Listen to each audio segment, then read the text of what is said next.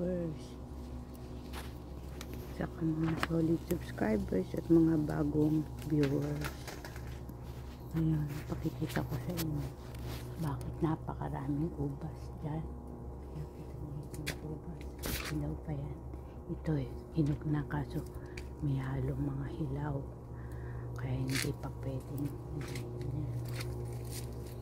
kasi nag-extend yung bunga ng ubas, kaya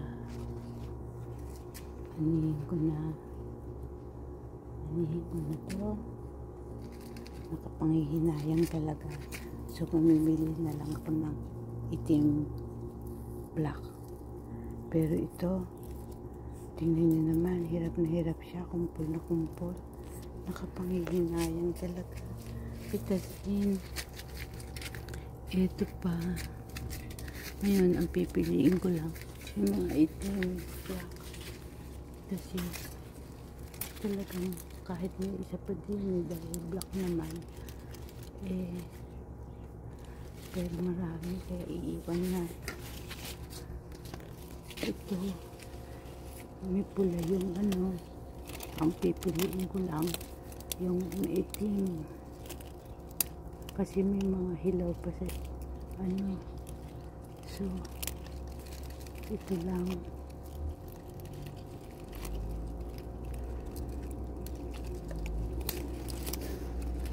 Yung mga hilaw may pula.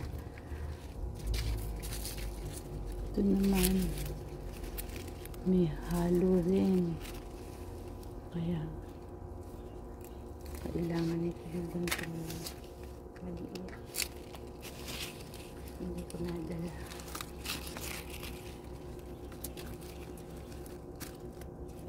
Kasi may halong pula.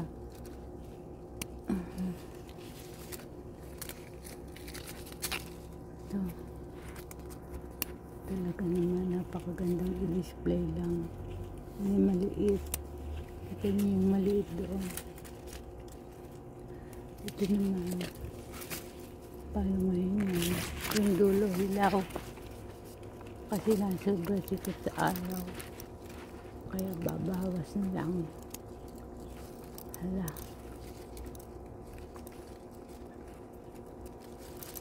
Yung dulo. Para medyo gumaang siya. Ngayon ito.